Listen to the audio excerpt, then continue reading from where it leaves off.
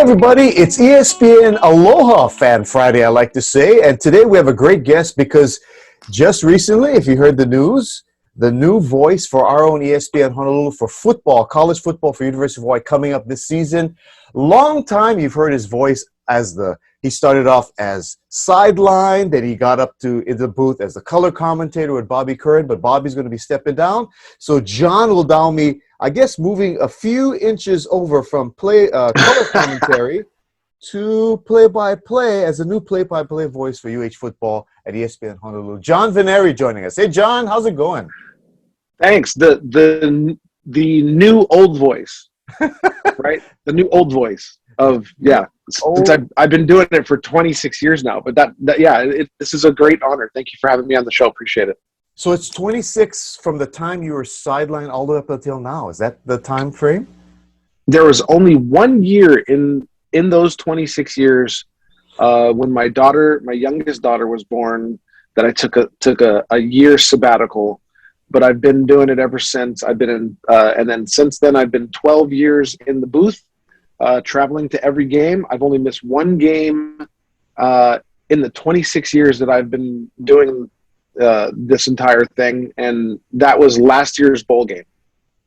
Oh, last year's bowl game. That was last year's. I take that back. 2 years ago bowl game, because last year's bowl game got canceled. But it was 2 years ago, the one in Texas. So my brother ended up taking over for me for that.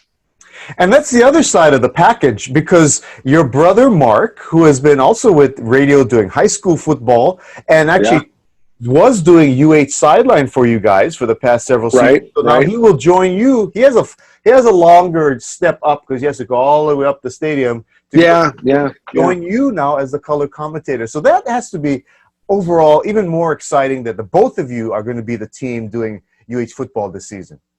Well, let me start by saying that I think it was the right move. There are great candidates, and there was a short list.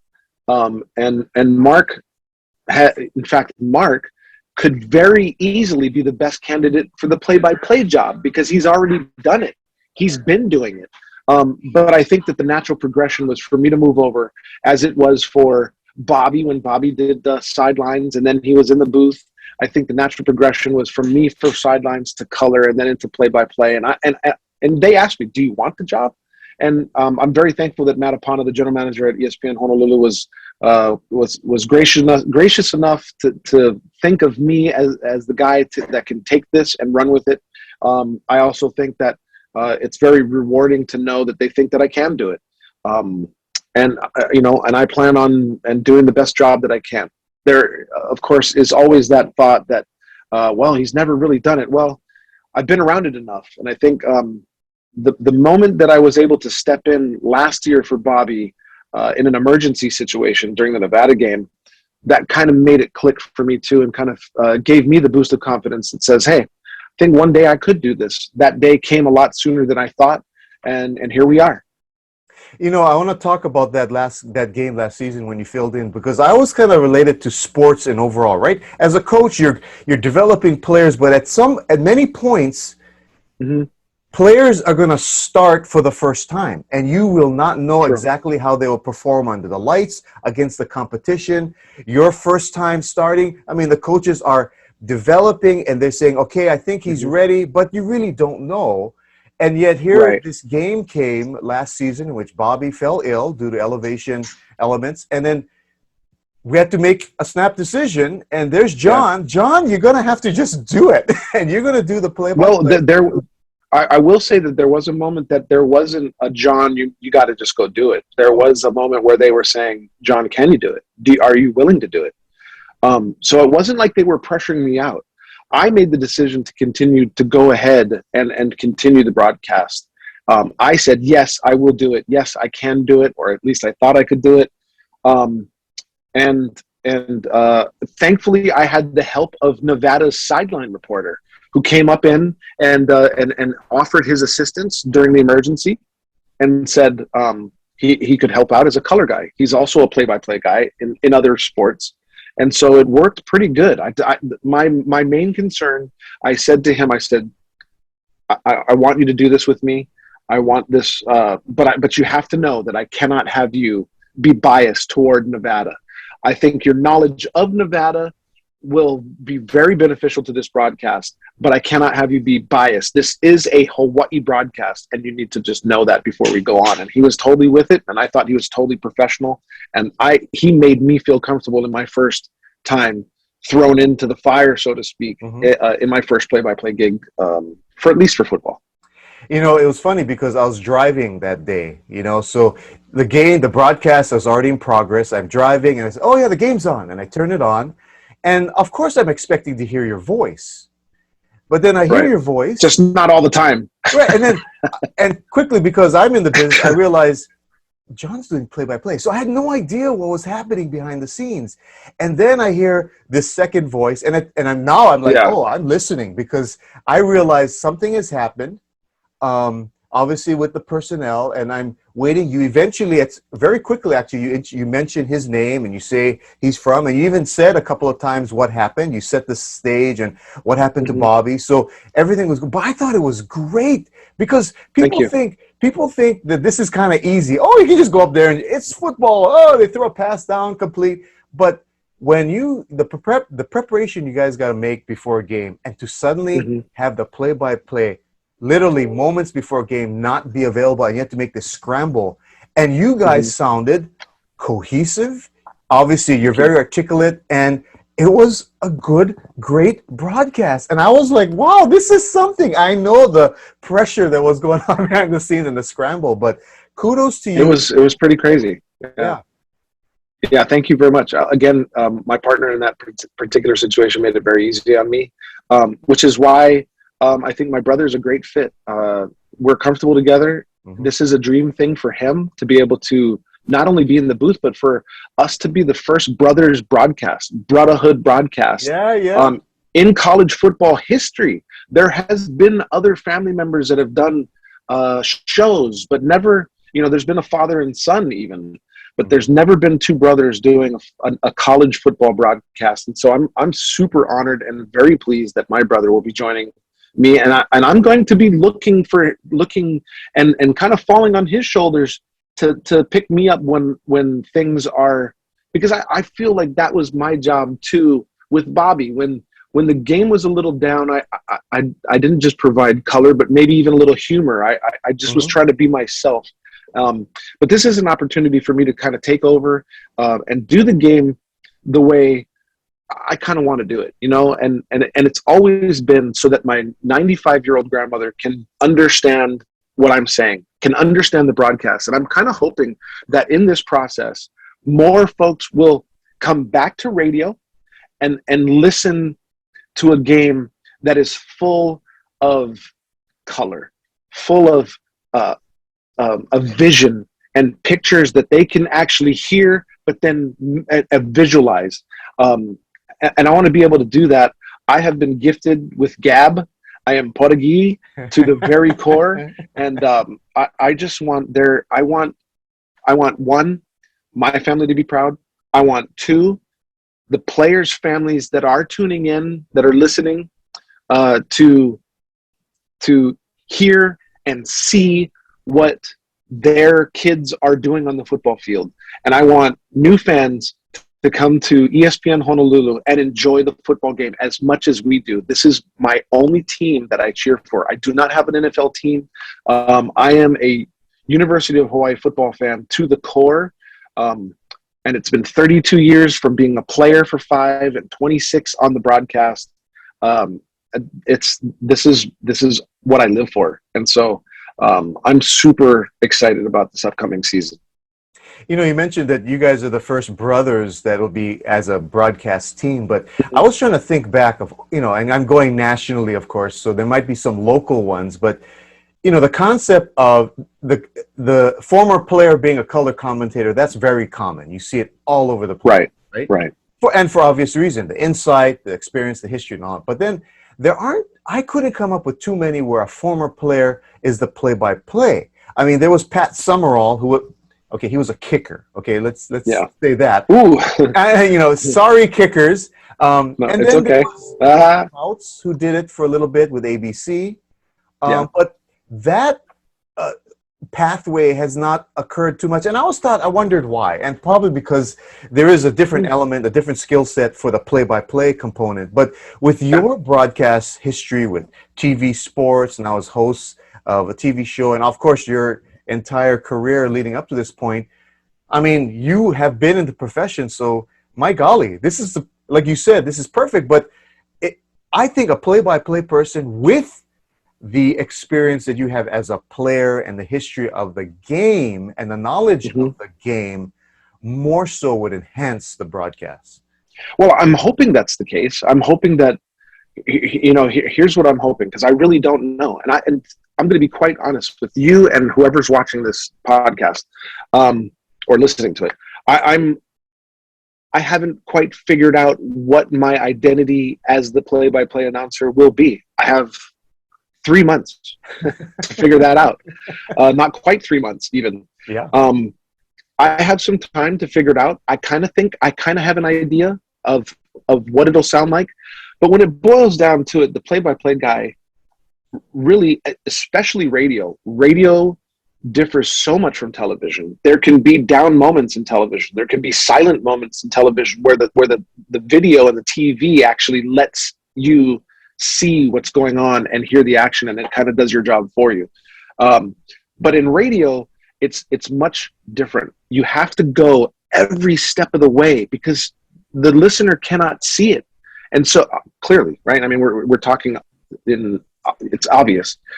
You have to walk them through what's going on. And so I think I can do that. I'm pretty sure I can do that. And I'm hoping that folks can follow along with me. I do talk fast sometimes. And there will be times where I'm going to have to speed through it between no huddles and personnel changes. There's going to be moments where I need to go quicker than normal. But I'm also going to need to figure out how to do that, deliver what's going on in the field at a time where people need to be able to understand what I'm saying. And so, and also those that don't quite listen to football all the time need to also understand. So I'm still working that out with myself. It'll be, and it might be an ongoing type thing. I even over the last 26 years and whichever medium I'm doing, whether it's radio or my television gig, I'm still learning. And I'm always trying to be better every day. It's the player in me. I want to be better, not just for myself, but for those that are following me. And so, it's what's helped me keep my job. My entire adult life has been spent both at ESPN Honolulu and at KHON. And so I think there's something to be said about that. And I feel very blessed to be able to say that. Kind of like a franchise player, I suppose. Yeah, right. Well, I'm excited. I can't wait. I'm so excited to start listening to you guys. Now, you've been juggling, like you just mentioned, your TV with KHON. You're the host of Living 808. You got Sam Choi's show. Is that still going, right? That is still going strong, 7.5 years now. And you've been doing football, but now you're going to be in a different role. But does the different role as play-by-play suddenly make your schedule a little bit more challenging? I don't know, more time-consuming? I will say that what you're saying right now was a concern. And let me just go ahead and tell everybody, because a lot of people are like, wow, he's very busy. I have a blended family. I have 3 adult children, 2 of which one is graduating this Saturday. One is in college. Thank you. One is in college. One is already graduated from college. We have a blended family, like I said. And between my morning gig, which I'm at right now, I'm actually working right now. I get in very early. I wake up at 3:30 every morning. I work out in the morning before I come to work. And then I get started because I like to take my time going through today's show. There's entertainment stories. There's local stories. There's business stories. But in all the busyness, there's moments that I have downtime.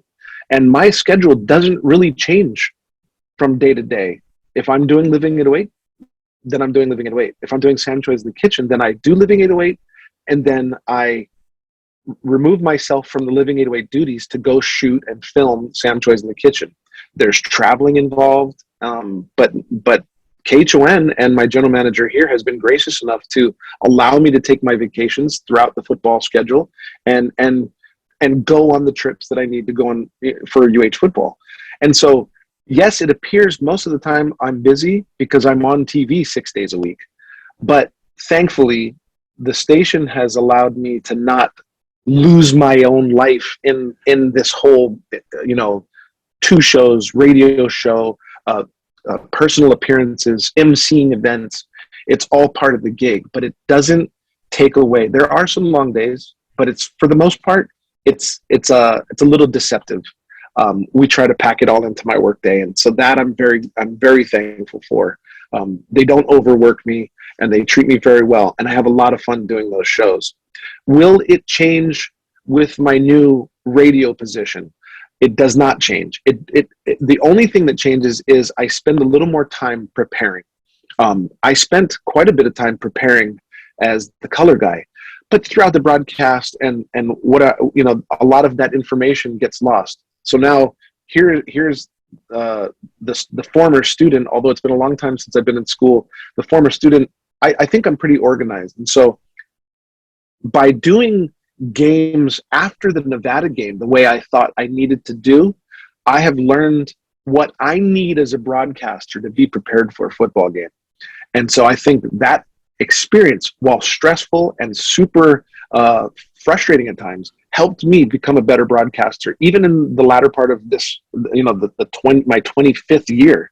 And so now going into my 26th year, is it 26 or is it 27? I'm lost. There's just so, there will be more time to in the afternoons where I'm going to have to study the opponent. But once the season starts rolling, you kind of already know Hawaii players. You just kind of update information.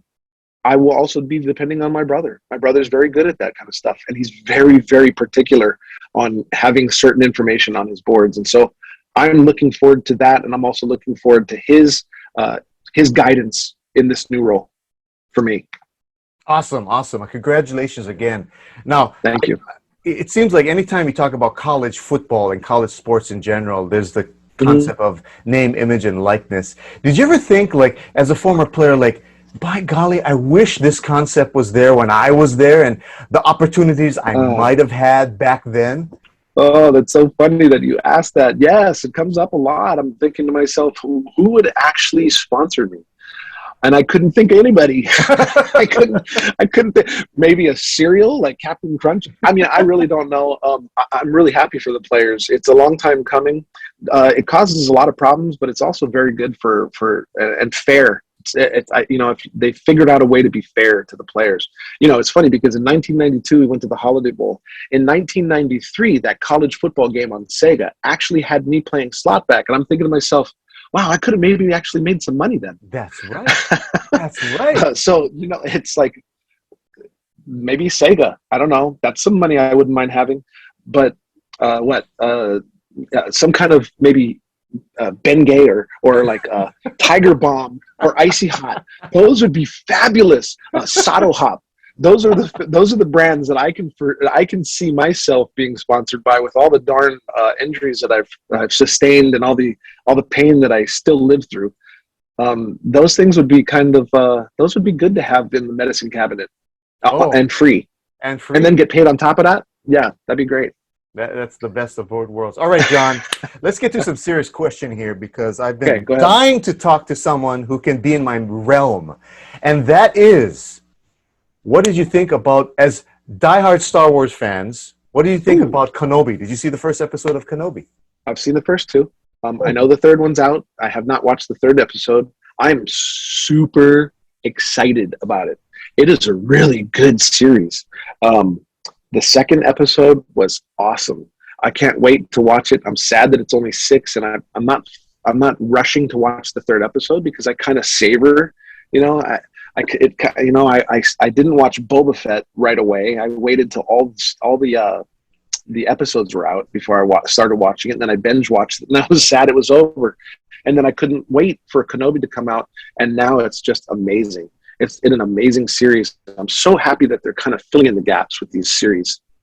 I think there is going to be a Mandalorian 3. Did you hear that? Or did you read that? Yes, there will. There will be an Ahsoka series, which is great. And for those that don't know, Ahsoka Tano was Anakin Skywalker's Padawan, or his student.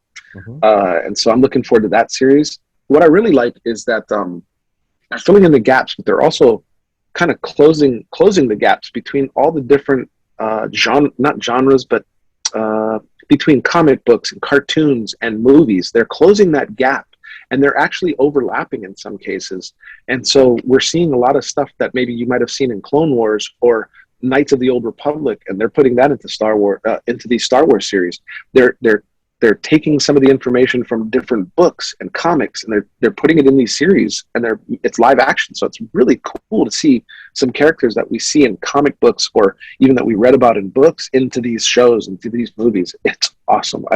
It's a Star Wars fan's dream come true. I'm also a Trekkie. I don't have Paramount Plus, but I understand some like the Discovery and New Worlds and all that is really cool. So I'm looking forward to maybe even buying that when the season's done on like Apple TV or something. Yeah, I'm a Trekkie too. I was debating about getting that because Discovery. I haven't seen Discovery, so I want to be able to catch all of them. I even go back to Voyager and I just rewatch it. Next Generation, right. Rewatch it just to get my fix. I'm still trying to catch up on Cobra Kai, man. And now Stranger Things. I'm still in season 2 of Stranger Things. I'm still in season 2 of Ozark. It's like but there will be times on an airplane flying to say Michigan or something that I'll have couple hours to watch some series. I'm looking forward to it. That'll be your time interweaving all of that stuff. Yep. Your Family Man, KHON, Living 808, Sam Choi. But I want to say real quick, not only is my job here at KHON super supportive of what I do, my family has been awesome. And now they'll be able to support me and my brother doing football. And how awesome is that? So it's so incredibly cool. There are those haters out there. I know there are. But there's been so much support from folks writing in, folks calling and texting me, and folks even writing in on the message boards here at KHON in support of this move, that I'm so thankful for all the support from everybody, and particularly at ESPN, Chris, Josh Pacheco, Matt Apana, Gary's been great. Bobby Kern has been awesome, and now. My family and my family here at KHON, everybody's been super supportive, and thank you for being one of my first interviews. All right. Hey, but I think I agree. You were the best choice for this, and I'm so glad. I'm so excited to be listening to you in football coming up this season. Good luck to the Brotherhood in the booth with the Veneri Brotherhood, and thanks for coming on the episode today for Fan Friday. Absolutely. It'll be a Brotherhood broadcast all season long. Thanks, Dave. All right. Take care.